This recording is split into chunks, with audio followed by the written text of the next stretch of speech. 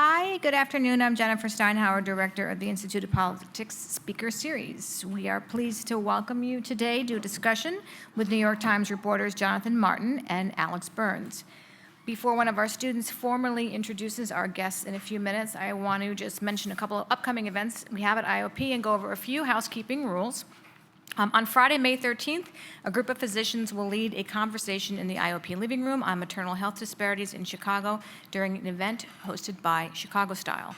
On Monday, May 16th, the International Policy Program will host a conversation with former First Secretary, Deputy Secretary General to the UN, Louise Frechette, at the IOP House about the evolution of the United Nations. And on Monday evening, May 16th, Dr. Ngozi Ezike and Dr. Thomas Fisher will join us to discuss how health officials and providers can rebuild trust in an era of stark polarization. And that event will take place here at the Quad Club. After tonight's moderated discussion, we will open the floor to take questions from the audience. Please line up to ask your questions at the microphone. As usual, we give priority for the first questions to be asked by our students. And as a housekeeping note, please make sure your cell phones now are on silent. We will now hear formal introductions from Caitlin Van Balen, a fourth-year student at the college majoring in public policy. Caitlin is currently the managing editor for The Gate, the undergraduate political review here at the Institute of Politics. Please join me in welcoming Caitlin to the podium.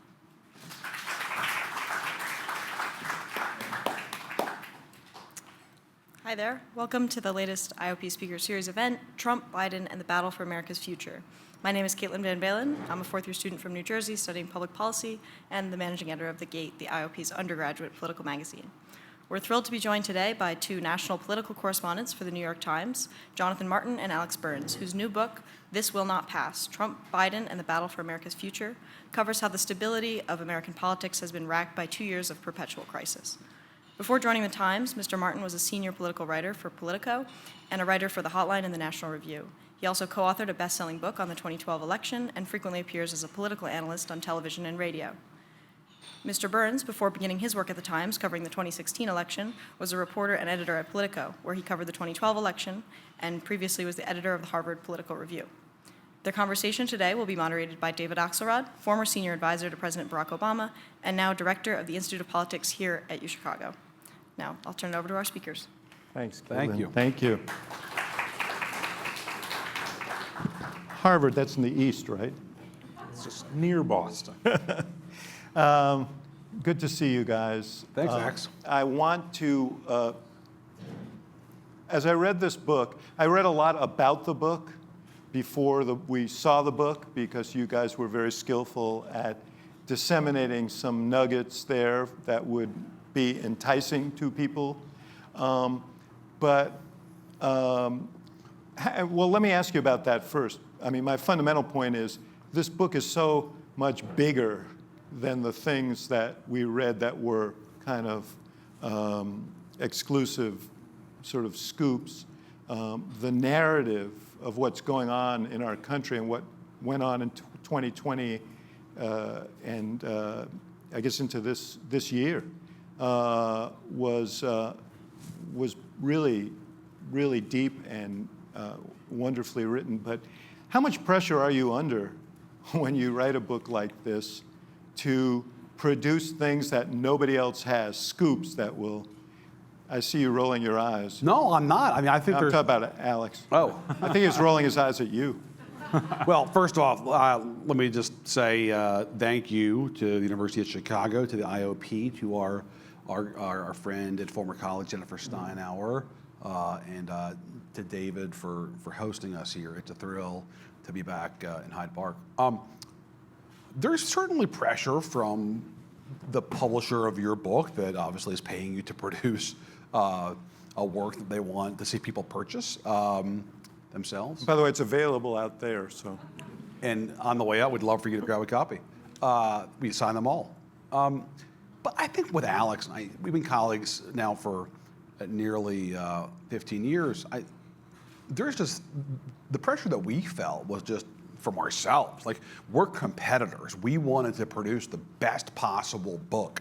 And that means like two things, like a well-written, well-crafted narrative, and it means a lot of reporting. And so we were committed to getting those scoops, David, and driving news and getting inside the rooms of American politics, getting those conversations. Not necessarily because we felt pressure from any external forces, but because we wanted to. And we felt that this is an extremely important period of American history. And we wanted to offer what we hope will be the building blocks for future historians who look back on these tumultuous years and try to capture what was going on in American politics and why did it happen. And so that's why we were so committed to capturing not just secondhand accounts, but getting firsthand accounts, getting primary source material, whether it's the audio recordings that hopefully you've heard, or whether it was memos or documents that brought people to this period, and it could stand the test of time. And not just in Washington, but what's so interesting about your book is you have players across the country who interacted with the politics of the moment, and including our own mayor here, Lori Lightfoot, is represented in this book. But Alex, and I don't want to be parochial about the book writing business, there are a ton of books out already and some coming about the 2020 election. You guys got a book contract. You knew that. You knew Woodward and Costo are out there, and Maggie Haberman, whose book is yet to come, and all the other books that are being written. How did you decide what the contours of this book would be, and what did you hope the story would be? Well, first of all, let me just say my own thanks to you, to the IOP, to Jennifer, to Caitlin, and to all of you for being here. Look, that's a huge challenge at the start of any major reporting project, whether it's a book or whether it's just a long-range story that you're working on, is to figure out how do you put together something that will benefit from long-range, intensive reporting and also still feel new and current and competitive when it comes out. And yes, there's the commercial pressure to attract readers who will spend money to consume it, but it's also just, look, like we have demanding day jobs, we have demanding personal and family lives. Doing a book is an extraordinarily laborious undertaking, and we didn't want to do that and then find ourselves generating something that nobody would find particularly valuable because they've heard it all before. So look, I think you mentioned the Woodward and Costa book, you mentioned the Maggie book. We knew that Isaac Dovere was doing a campaign book. We knew there were a couple other books that were going to be more tethered to the 2020 election, and a couple other books that were going to be anchored really, really squarely in the Trump White House. And we thought, both for those competitive reasons, and also because of just wanting to say something new to readers that they really, really would not feel like was entirely familiar to them, that we just sort of camped with this idea to try to take a risk on a narrative that would span the run-up to the 2020 election, the aftermath, and the consequences of that election. And when we started talking about doing that, we didn't know that January 6th was coming. We didn't know that Trump would refuse to succeed. Yeah. Tell that to the authorities. Right. But what we did know was that the country was going through an extraordinary crisis in 2020 in the form of COVID, and then crisis upon crisis after that, and that it was going to be a real test of the system. Could we have a free and fair election and a transfer of power, and then a new administration that actually got some stuff done? So that was the sort of broad shape of this thing, even before you started to fill in the most alarming details of that picture. I want to get to the story of the two parties, the two presidents, but I mentioned the narrative. The story of January 6th has been told and retold in a million different ways, but somehow it seemed fresher in this book because of the firsthand accounts that you had. And I was mentioning to J-Mart before we came out here that I found it, what's so clear in this book is just how much people in both parties really felt their lives were in danger that day. You talk about Anthony Gonzalez, who ended up voting for impeachment on a Republican, and it probably cost him his political career to do it. But on that day, talk about what he did. And on the other side, Jason Crow and the conversation that he had with his wife, a Republican, a Democrat, young, former military. Speak to that. Sure. You know, one of the things that we pride ourselves on in the process of reporting this book was talking to so many members of Congress who are not household names, right? And really trying to animate the forces that were driving them to make excruciating decisions like ending your own political career by voting to impeach Donald Trump as a Republican, or just what's going through your head in those crucial moments. That we knew that if we generated a narrative about January 6th that told you all that Donald Trump gave this speech on the National Mall and they evacuated Mike Pence from the Senate floor, and then they all, they took the Congress to a secure location, et cetera, like that's all pretty familiar material. We knew that we had to get deeper into that, and Jonathan had the enormous advantage and dubious opportunity of actually being in the Capitol complex while the attack was Actually, going by the way, on. remember seeing you wandering around on the feeds from the Capitol that night. Yeah. But you know, Anthony Gonzalez told us these members told us, told their colleagues, told friends and family about these really wrenching things that they did in real time. So Jason Crow is calling. Jason Crow is a Democrat elected in 2018 from Colorado, former Army Ranger.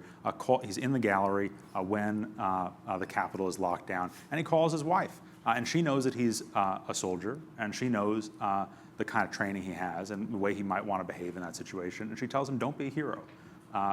She's scared that her husband is going to try to do what he thinks is the right thing. And she mentioned to him that he has children. And we should add that he sent her home early. He sent her home early. This was one of the most chilling things I think we discovered in the run-up to reporting on the run-up to January 6th, is how many members felt like something terrible was about to happen. So ominous. And so Jason Crow, Andy Kim from New Jersey did the same thing. Their families were either going to come to Washington or were already in Washington for January 6th, and they just felt like something feels really wrong. I don't want my spouse, I don't want my daughter or son to be in this city anymore. Yeah. And Gonzalez left a note in his desk. So Anthony Gonzalez is a Republican from Ohio who some folks in this room might recall played pro football. He played for the Peyton Manning era Indianapolis Colts, and he entered politics, pretty young guy. He's still in his 30s. A fascinating story, a Cuban American, and was sort of widely seen as this rising star in GOP politics in Congress. And he is really shaken by the events of that day. And we talked to him at great length about his experience that day. And it's one of the most compelling parts of the book, I think. He was in his office in the Capitol complex, and he decides to write a note for his wife and to put it in the desk just in case he lost his life. And just hearing that in the interview, it sort of gives you chills because you realize what was going through the minds of lawmakers in those hours, and just how close we were to an even greater catastrophe on January 6th. And just to finish the story on Gonzalez, he decided a few months after January 6th that he was not going to run for re-election.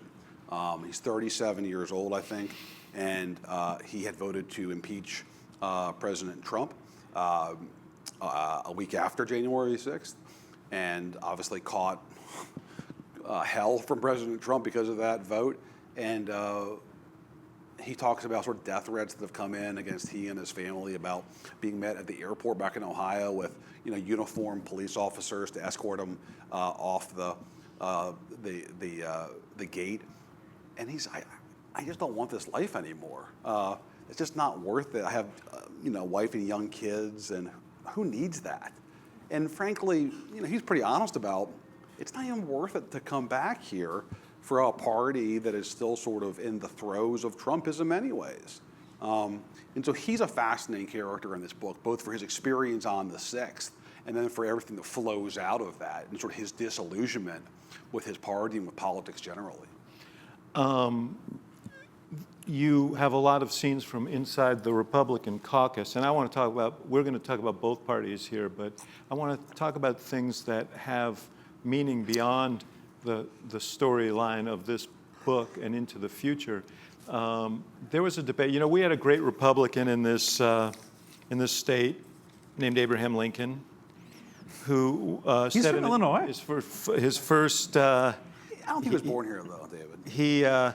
In his first inaugural address, he said, "We are not enemies, but friends." This is right before the Civil War. "We must not be enemies, though passion may have strained it, must not break our bonds of affection."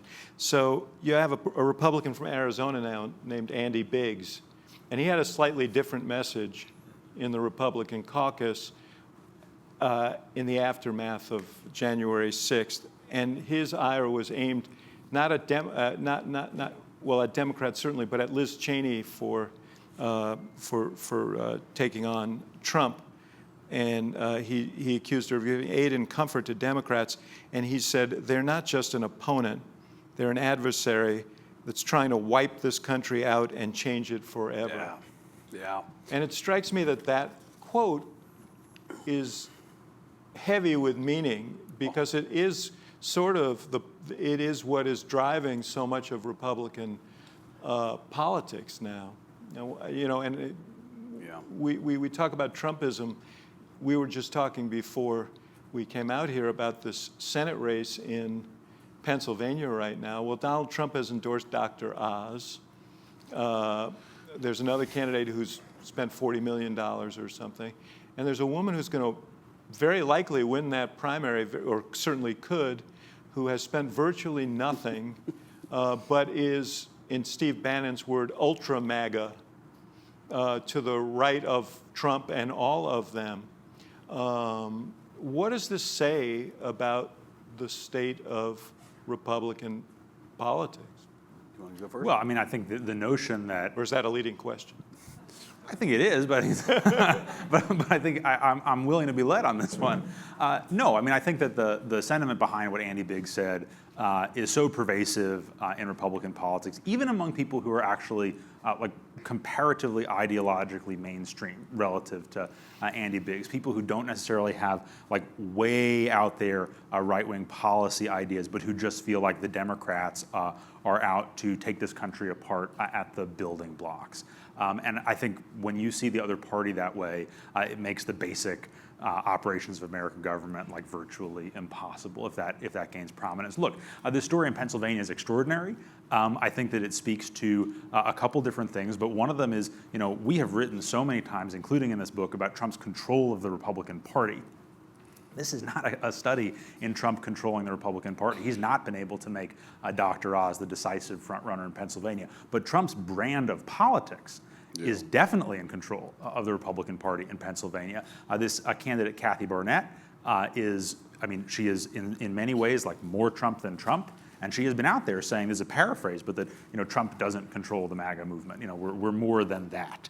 And that's actually, it's a hell of a signal about the overall trend in Republican politics. I think you could even make the case that it's a little bit ominous for Donald Trump personally. The point at which the sort of next generation of revolutionaries starts to say that the guy who led them on the Long March is not actually in control of the revolution anymore, that makes things pretty unpredictable for everybody involved. We should point out that in the governor's race, in the governor's primary, you also have a candidate who's likely to win, who is running in tandem with the Senate candidate, or loosely in tandem, who is also far to the right of the other candidates there. And but I think what's so telling is that we use these terms like far to the right, and I get why.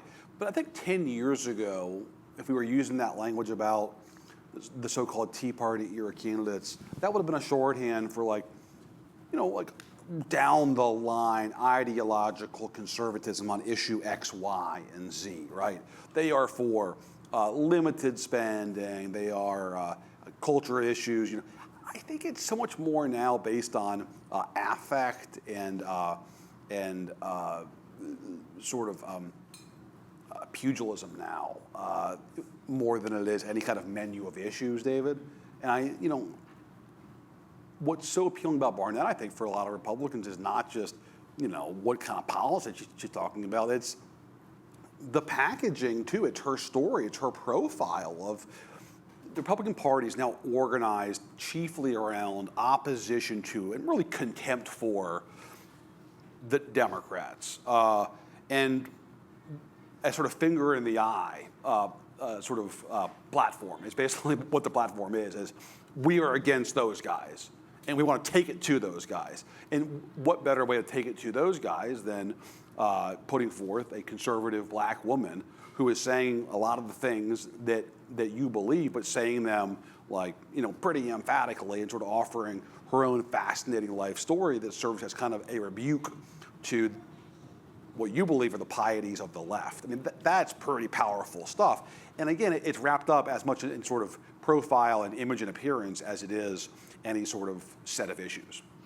Yeah. And that's different from 10 years ago. It speaks to why Governor DeSantis has become, Trump first, then DeSantis, now this, right? Yeah. Yeah. That's the through line. But DeSantis, he comes across like the quarterback of the high school football team, slamming the geeky kid against the lockers to get laughs from the cheerleaders. Except in this case, the geeky kids are the Democrats and Democratic shibboleths. So you're looking at me like you don't like my analogy. No, but it's the slamming against the locker that's the appeal, right? Yes. Yeah. Yeah. No, the muscularity of it. Yeah. Yeah. How much do you think, we're sitting here, obviously you know this, in the district that spawned Barack Obama's political career. How much of this nativism, when you hear Andy Biggs' quote about they want to change America, you hear this discussion about, they want to replace us, push us out. How much of that was a reaction to the election of the first black president?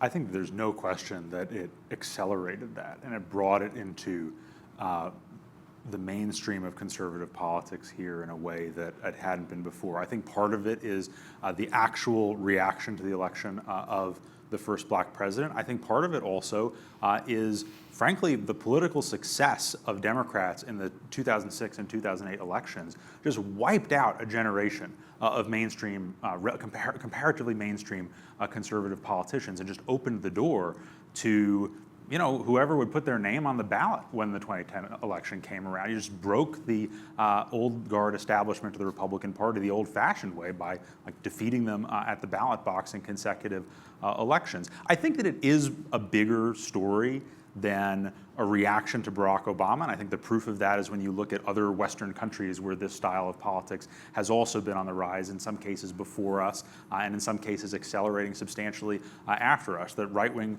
populism, broadly defined, has been on the march across Central and Western and Eastern Europe and the UK for some time, and in some respects, we're like a lagging indicator of the direction of Western democratic politics culturally.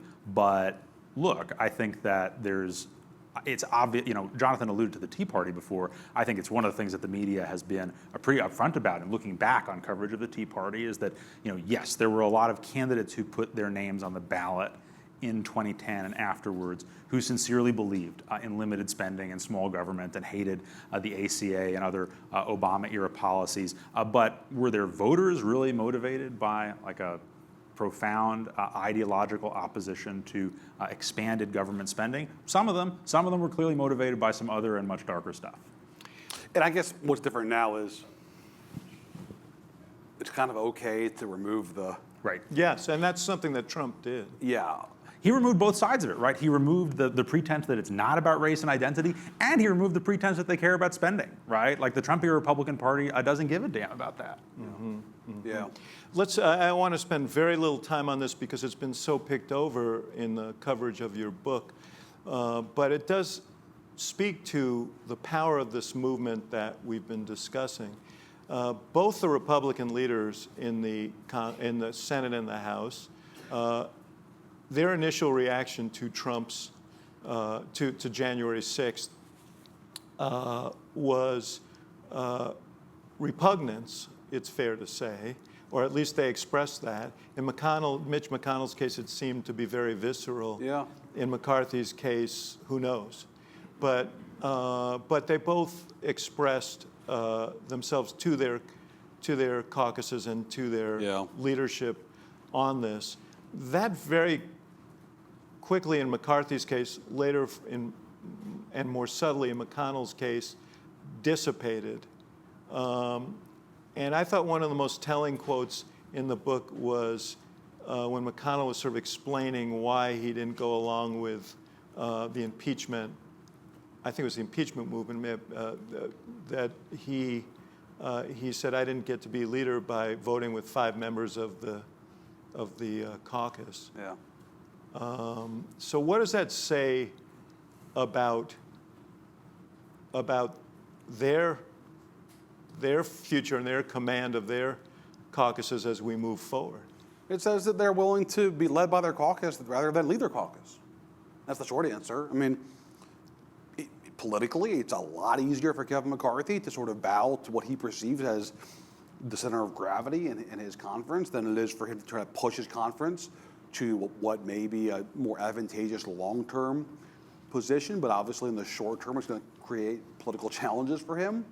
So he just sort of goes with the path of least resistance. And in his case, it was a pretty speedy path down to Mar-a-Lago before the end of January of 2021. He said he was just in the neighborhood.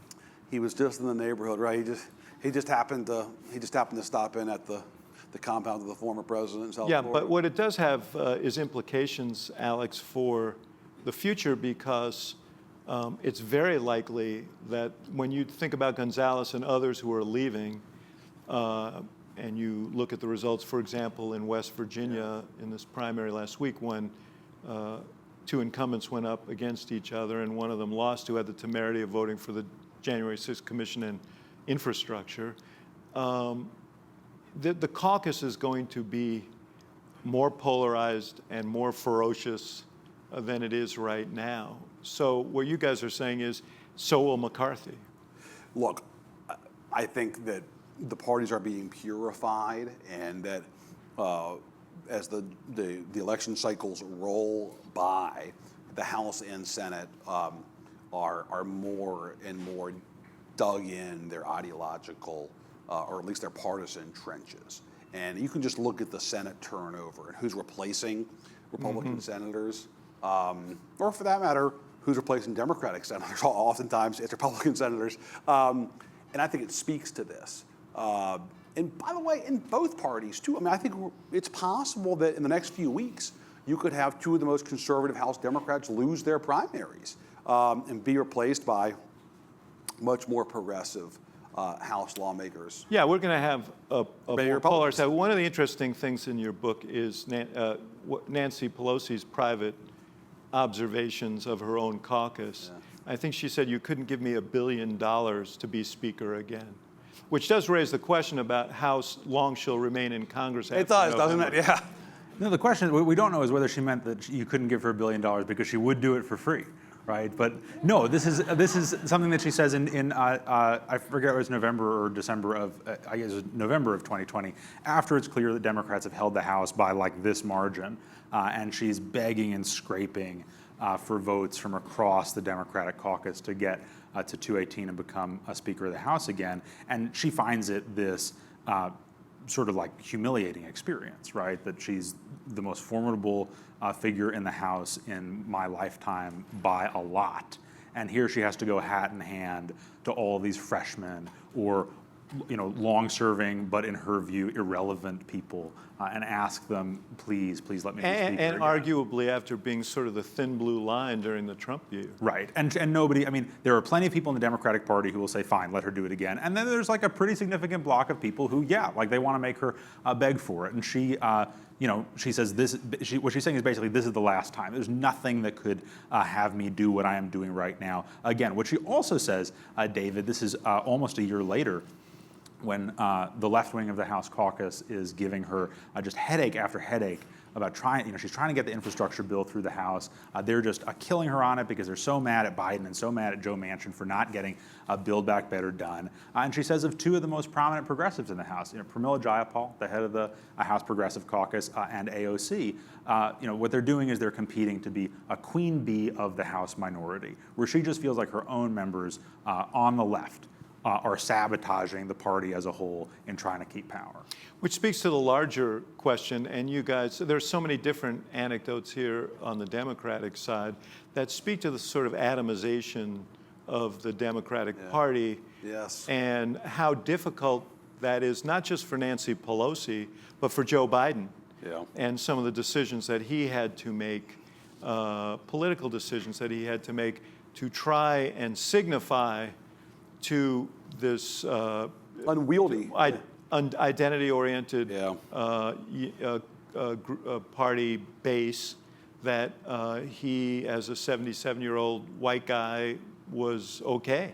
Yeah, I mean, this is a lot of material in the book gets at just that you have somebody in Joe Biden who is trying to forge consensus with a party that has grown unwieldy. I mean, the blessing and the curse of the Trump era for Democrats is that it's enlarged the party.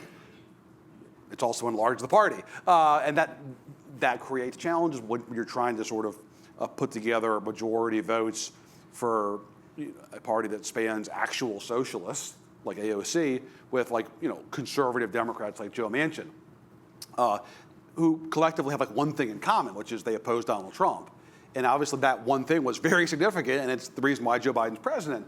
But once you achieve that one thing, then what's next? And I think that gets to the heart of Biden trying to sort of forge consensus in the party. And you see that immediately, David, after his election. And I think the chapter that you're alluding to, as he's putting together his government, and Biden is trying to sort of satisfy this divergent party that is extremely or ever more interested and sort of organized by identity. And so he's cobbling together a cabinet with potentially a GOP-held Senate that will have to confirm all of these nominees. And with that in mind, trying to also please various Democratic groups. And this is difficult. It's a real puzzle. And, you see it when he's trying to figure out, well, who should be Secretary of, for example, Health and Human Services? Well, somebody I have in mind could do it, but the Hispanic caucus is giving my staff real grief over the sort of lack of Hispanic individuals in the cabinet. So how do we fix this? And I think that's where this really begins. You can sort of see it and the challenges of putting together a cabinet. But it's not. It doesn't end there. I mean, this sort of Let's just put a pin in this. Yeah. This, I don't know if that's the right expression, Yeah. but let me bore down on that, because Secretary of Health and Human Services is a really significant position, but probably more so in the middle of a 100-year pandemic. Yeah. And yet they chose someone who had no discernible background in health. Right. In order to check that box, because the forces that they were contending with were so strong that they felt they needed to. And that has policy implications. It does, and I think the way you just put it is absolutely the right way to put it. That the forces that they felt the forces that they were dealing with were really that strong, right? It's a choice on the part of Joe Biden and his advisors to say, we don't even really know Javier Becerra. Biden botches his name when he announces it. He calls him Javier Baqueria when he announces him as the nominee. The rationale for him having a health background is really, really thin. There are other finalists for that job. Gina Raimondo, the governor of Rhode Island, Michelle Lujan Grisham, the governor of New Mexico, who wanted the job badly, and by the way, was the former chair of the Congressional Hispanic Caucus, who have a much more extensive executive experience and health management experience.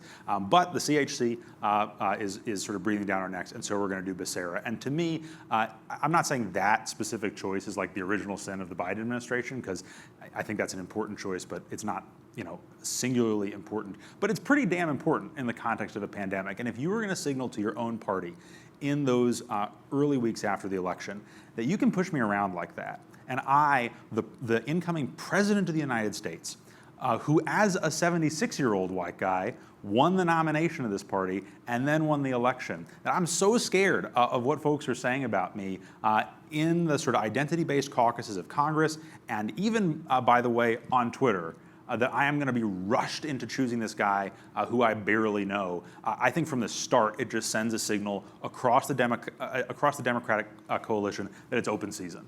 And we should point out that Joe Biden actually got elected, and you guys have some of this in your book as well, underscoring some of this in your book as well, as a kind of moderate.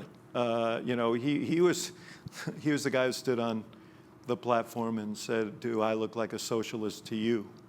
And perhaps his most effective speech of the entire campaign, Yeah. by the way, was that speech after the Kenosha riots when he went to Pittsburgh. It's about Labor Day of 2020, and said just that line.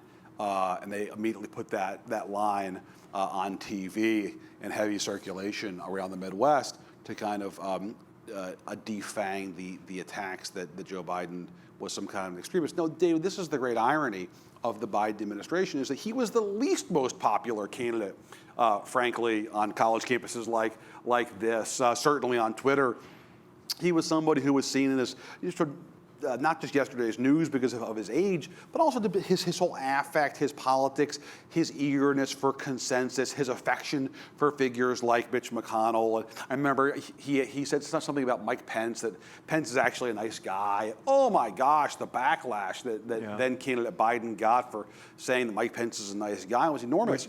Yeah. For him to sort of defeat those forces of the kind of modern left, and then once he becomes president, to sort of like consider that constituency so much as he governs is striking, because he didn't have to do that. Those were never his voters in the first place. And in fact, Biden's aides would sort of laugh and say, Twitter is not reality. This is not real. This is not even who the Democratic Party is.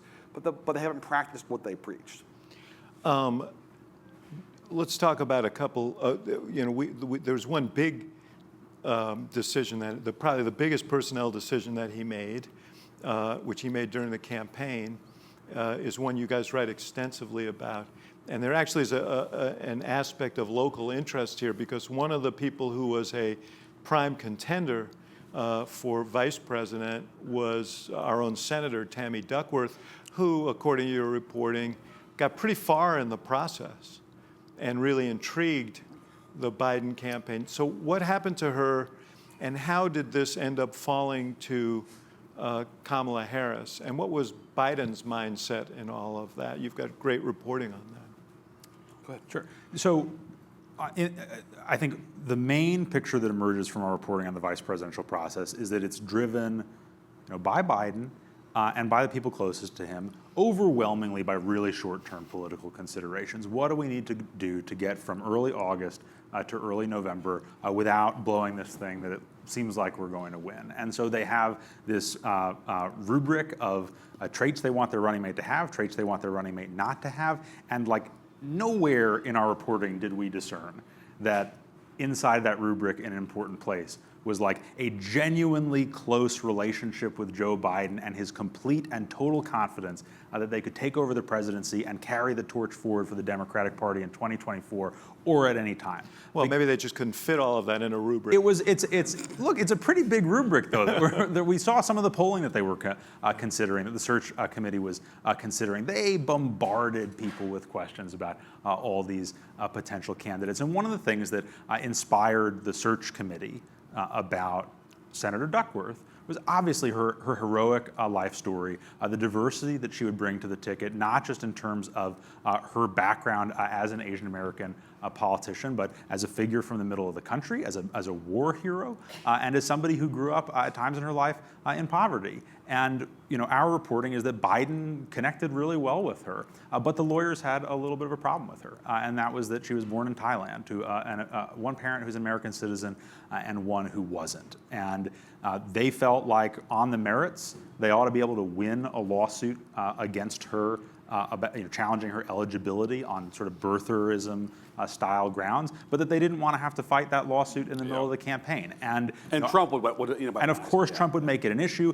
If they were running against Jeb Bush, maybe they would have gone ahead with it anyway, but their rationale was it's only going to take one judge in one state to knock us off the ballot, maybe not just knock her off the ballot, but knock the whole Democratic ticket off the ballot in a state that we can't afford to lose. And to me, So what made them think that Trump would make citizenship an issue? I know. It kind of comes. But to me, that is one of the most sort of revealing aspects of this, right? Is that Joe Biden knows as well as almost anyone how pernicious birtherism is, what a force it was in Trump's rise, and in this moment he decides, It's not that we're saying he would have chosen Tammy Duckworth if not for this. I think that he and his advisors felt strongly by the time he was coming up on his decision that he really needed to choose a black woman for the ticket, and that there were reasons why it made sense to choose somebody who had been road tested in national politics the way Kamala Harris had been, and very few other people on the short list had. But the choice to say we're going to take Tammy Duckworth out of consideration because of this attack that we think is bogus and profoundly offensive, but we're just going to practice those kinds of defensive short-term politics. I think, again, it's another case study in sort of letting your adversary win preemptively because you don't want to lose later on. And also, I would just add, a lot of people in Biden's orbit believe Kamala Harris was always going to be the pick, that it was a fait accompli, that she just made the most sense on a lot of levels. And yes, Biden did not have a close relationship with her. Yes, she attacked Biden fiercely during. And apparently Jill Biden was deeply Jill Biden opposed. was not a fan of her attacks, as we report in the book, during the Democratic primary. And one wondered out loud, is there nobody else that we can pick? But that makes the fact that they never really deeply grappled with what the world would look like and what her role would look like if Biden did win all the more striking. Because if you sort of know from the get-go that Kamala Harris is probably going to be the VP, and then you make her the VP pick, wouldn't at some point you consider, okay, so what are the implications for governing after Biden becomes president if he does win? And what are the implications for a soon-to-be 80-year-old incumbent president and who may not be able to run for re-election? And what does that mean for succession? Right. We just never got the sense that the Biden folks considered that. It was just so much more narrowly focused on who is the short-term pick who can help us beat Donald Trump. And I get the importance of getting Donald Trump out of the White House if you're Joe Biden's campaign.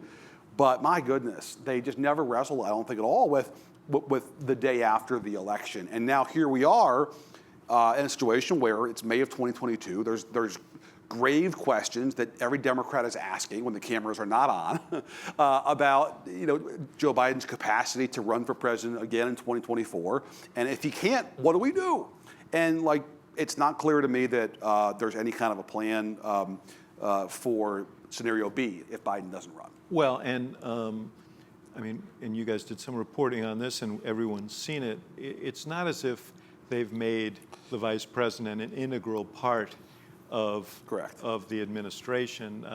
Biden was actually in the Obama administration. He ran the Recovery Act. He was sent to Iraq to negotiate the new government there. He was sent to the Hill to negotiate. We don't see that with this vice president. Well, and the task that she has taken, either she's not really embraced fully or struggled with. Yeah. Well, in fairness, they gave her. They said, "You want to drive? We've got a couple of cars without carburetors in the back, and you can have those." But she didn't even try to drive the car, is the problem. I mean, you think about, for example, the voting issue. We report in the book something that was, I think, astonishing to both of us to report, but that she never once talked to Joe Manchin or Lisa Murkowski, the two most pivotal senators on the voting issue, about the voting issue. How are you sort of honchoing that issue if you don't even have a conversation with the two most important senators on the issue? It sort of speaks to what you said, David, a minute ago about not exactly making her an integral part of the administration. Why is that not happening? Let me ask you about a couple of other things. One of you guys talked about a decision that I think looms larger now than people realized at the time, which was the decision to jump on the movement to increase the stipend in the Rescue Act from the $600 that the Congress passed in December of 2020 to the additional $1,400 or $2,000, it turns out that was not exactly the work of economists around a table trying to get to the right number, so much as Trump, who was mad about being left out of the negotiations, saying 600 is too small, I would have done 2,000. Democrats jump on that, say these two Georgia Republicans who were in a special election shortchanged people. We're for 2,000, they should have been for 2,000, and 2,000 it became. And after the Georgia runoffs and after January 6th, when there's a meeting of Senate Democrats, Chuck Schumer, who, by the way, was not campaigning for $2,000 checks prior to Donald Trump endorsing it himself, he brings in the new senators from Georgia, Raphael Warnock and John Ossoff, and kind of prompts them to tell the other Senate Democrats, we made some promises and we need to keep those promises. So this goes from being this idea that President Trump throws out there in a video on Twitter one afternoon to being a campaign issue in this very, very unusual special election to like the carved in stone economic agenda of the Biden administration. And underlying it, David, it's not just that this is a sort of like a weird sequence of events that leads to this policy. It's also, it represents this larger wager that the Biden administration makes early on, which is that if you give people in distress direct cash benefits or direct government benefits of another kind, they will recognize that you have done something concrete for them and they will reward you for it. So even before you get to the issue of inflation and whether sending all that money out there helped overheat the economy, that basic bet just doesn't pan out. That we talked to members of the House who actually raised this with the Biden administration, who said they would talk to people in their districts. They got that money. They thought that it was part of like the Trump stimulus, right? That they don't see that showing up in their bank accounts and say, thank you, President Biden and the Democratic Party. So it was just, it was a sort of a policy that came about through a weird sequence of events that didn't do anything for Joe Biden politically. And I think that, as much as anything, is the real disappointment for them. But it does. Now, the real political problem that he's facing is not that he didn't get enough credit for that, but that he is getting a lot of credit for runaway inflation. Yeah. Not all of which, by any measure, can be blamed on that one decision. But certainly when you look at other countries and our country, every country's experienced inflation, ours maybe a bit more. And why? In part because they're fighting the last war. We heard this so many times in the spring of 2021. We're not going to make the mistake that, who, the guy who's from this neighborhood made, Barack Obama. He just, it should have been a bigger stimulus package. We're not going to do that again. We're going to get the biggest possible stimulus package here, and we're going to get this economy moving again. And so they in effect, overcorrect. In part, I think, because of economic and political impulses. But David, also, if we're being honest here, I think also because of reasons of sibling rivalry. I mean, just don't tell anybody, but Barack Obama and Joe Biden have a rivalry, and they're not the closest of friends. And I think Joe Biden felt like during his time as vice president, he was not always well respected in the Obama White House, and I think he still has a grudge that he was not sort of tapped to run for the presidency in 2016, that people in the Obama's orbit rallied to Hillary Clinton. And we have this scene in 2021, David, in which Biden's riding high. I mean, he says in a very sort of unguarded moment to an advisor, I don't think Barack would like one bit the coverage of me as a more transformational president than him. So you can't take the personal out of the political equation here when we're talking about Biden's economic policies in that first year as president, and why he was so intent on getting the biggest possible stimulus package. There's a microphone there, and those who have questions, please queue up behind that microphone. I want to ask one more. But if you don't queue up, I threaten right now I'll ask more. So I want to ask you guys, and I think this conversation reflects it. This book is called This Will Not Pass. It operates on a lot of different levels, but the implication of it is that we are in the throes of something, of large forces that are not going to be easily undone. So talk a bit about that, and then see if either of you can squeeze out a positive message so our audience doesn't go home deeply depressed. Yeah, spoiler alert. There's not a happy ending at the end of This Will Not Pass, as the title may betray. Yeah. They're already working on This Past. Just kidding, it passed. No. Yeah, look, I think the political fever that this country is in, I think shows no signs of abating. In fact, just the opposite. I think all signs point to more division, more disdain for the sort of political opposition, and sadly, I think the risk of more political violence that we saw on January 6th. I don't see a scenario where that becomes less likely, at least in the short term. I think the incentives now are sort of all geared towards more partisanship, and partisanship based on a contempt for the opposition. On a positive note, I think the history of the country offers the best sort of upbeat note. I mean, we've had enormous challenges in the past, and we've had crises, and we've eventually overcome them and sort of grown stronger as a country. A couple of steps back, and then we obviously take steps forward. So I think I'm sort of hardened by the long term that the American story does tend to borrow a line that Obama borrowed, eventually bend towards justice. I'll just add really quickly, we mentioned before that in a lot of ways, the U.S. has been sort of the lagging strand in the rise of the far right across the West. And I think it's possible that we're going to be the lagging strand in the fall of the far right across the West. That, if you look at, there was this moment after Trump's election when it looked like, you have these sort of like borderline fascist parties on the rise in Germany and Italy and France, and they elected a right-wing strongman in Brazil, and God knows where it's going to happen next, right? And well, the Philippines, we can have a separate conversation about that one, but whatever. Germany's just had another election. They elected a center-left chancellor, right? Italy's prime minister is basically like, Italy's Larry Summers, right? Like these are not sort of like, except perhaps on some college campuses, not sort of like figures of the extreme right.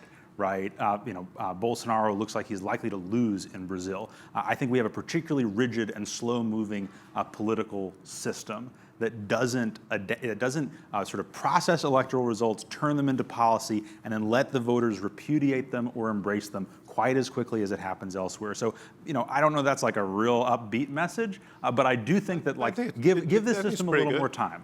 I think you did well. If we did, Joe Biden would face a pretty tough vote of confidence right now. Right. Yeah. In the Parliament of the United States right now. I'm not sure he would survive that vote. Yeah. All right, there's your upbeat.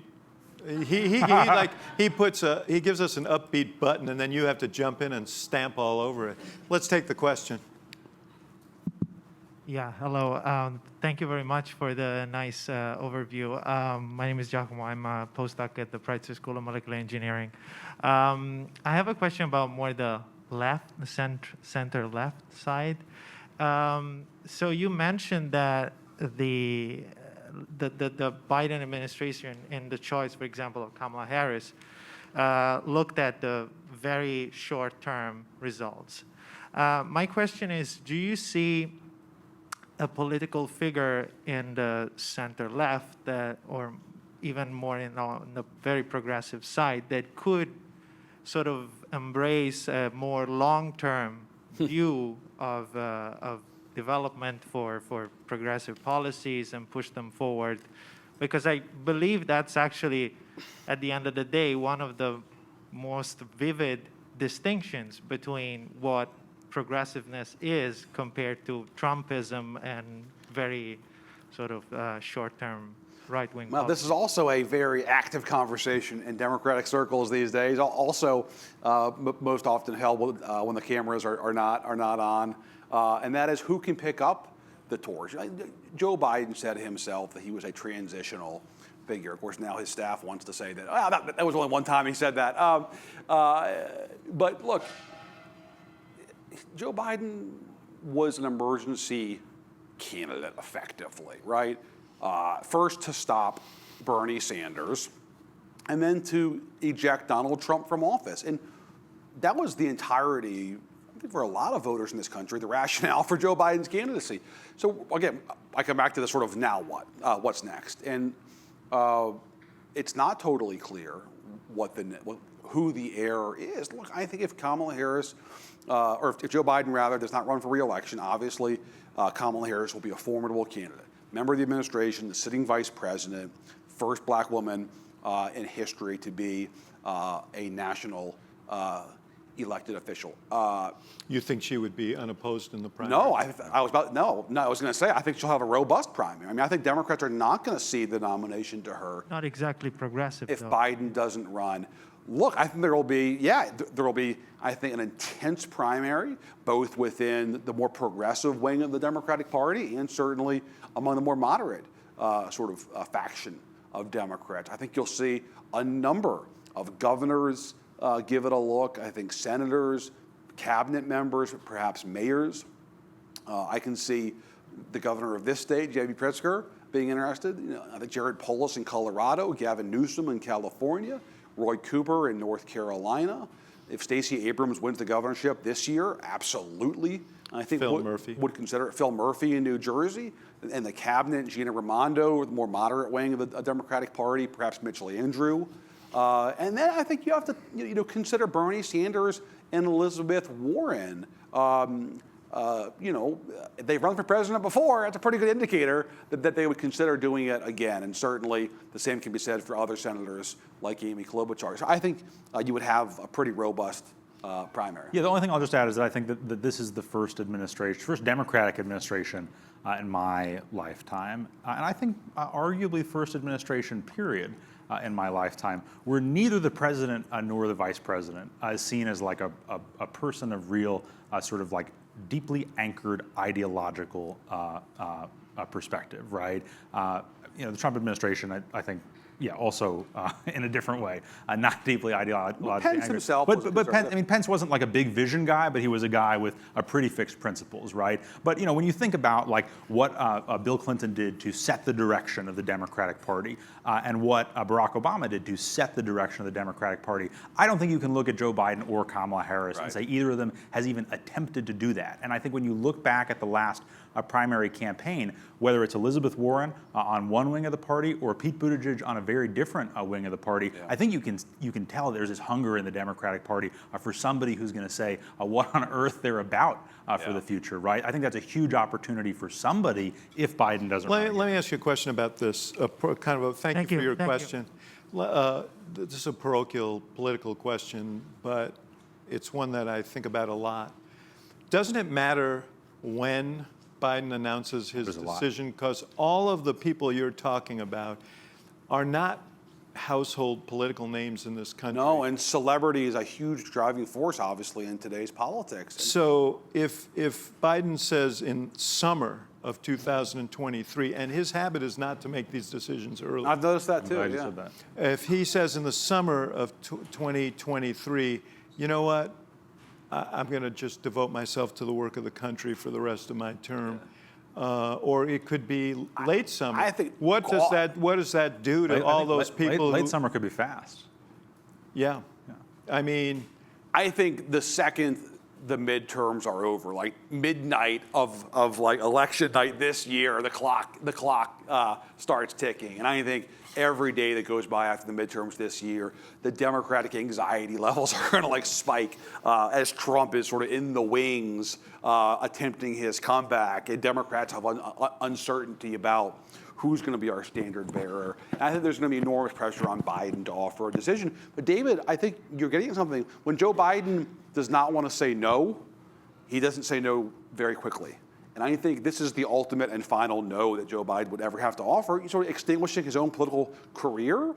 I don't think he's going to be in a huge hurry to do that if that's the decision.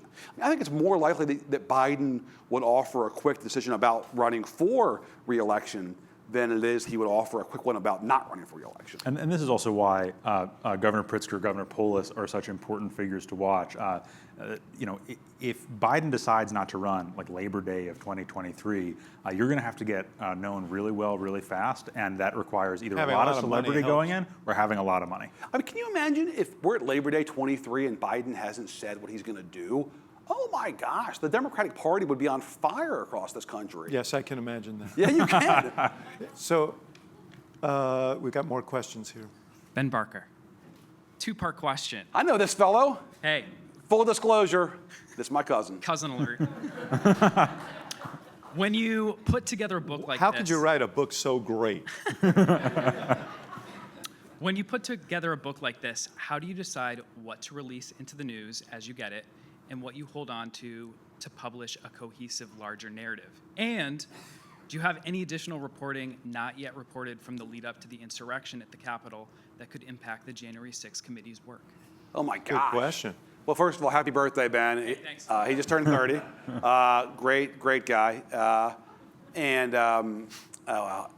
went to school up the road here, a different school which we shall not name in the Chicagoland area. Look, take your second question first. I think the best reporting we put in the book for obvious reasons. But we have a lot of primary source material, and we have a note to readers in the beginning of the book that sort of gets at like why we think it's important to only use quote marks. It may sound like a small thing, but like use quote marks, but when we know those were the precise words of the protagonist in the book at the moment, and so. We have obviously quite a bit of material, some of which you've heard the audio tapes of, and it's not the last of it. But I think the best material in terms of what's in those documents and those tapes you see in the book. I think on the larger question, Have you been asked for those tapes by the? we have not had any kind of formal, request. So I think on the larger question, pretty easy. I mean, we don't speak to the sort of sourcing in the book for obvious reasons, and that's just not something that we do. But I think, like generally speaking, if you have like a scoop of the century in your lap and you work for a newspaper, like you're obviously going to put it in the paper, right? But that's not really how reporting typically works.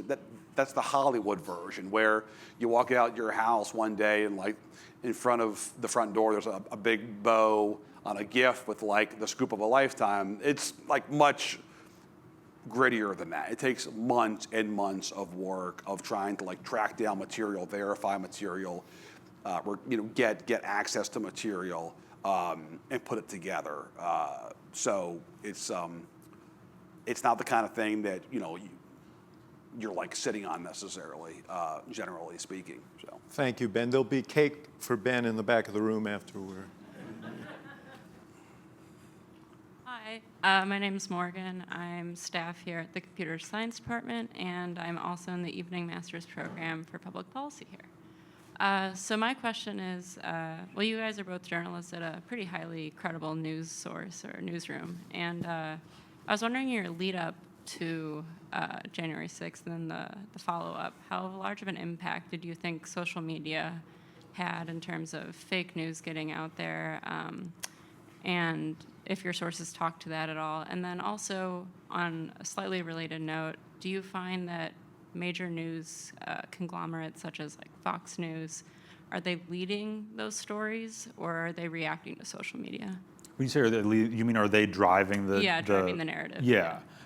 So those are both really good and tough questions. I think on the second, just to take the second one first, I think it's very, very clear that Fox News does an enormous amount of proactive driving of warped or otherwise inaccurate information. And I think that it's one of the things that I actually dislike about the discourse on disinformation on social media is I think that in some respects it lets off the hook some really big, really well-known, very powerful institutional players that are very, very much implicated in all of this.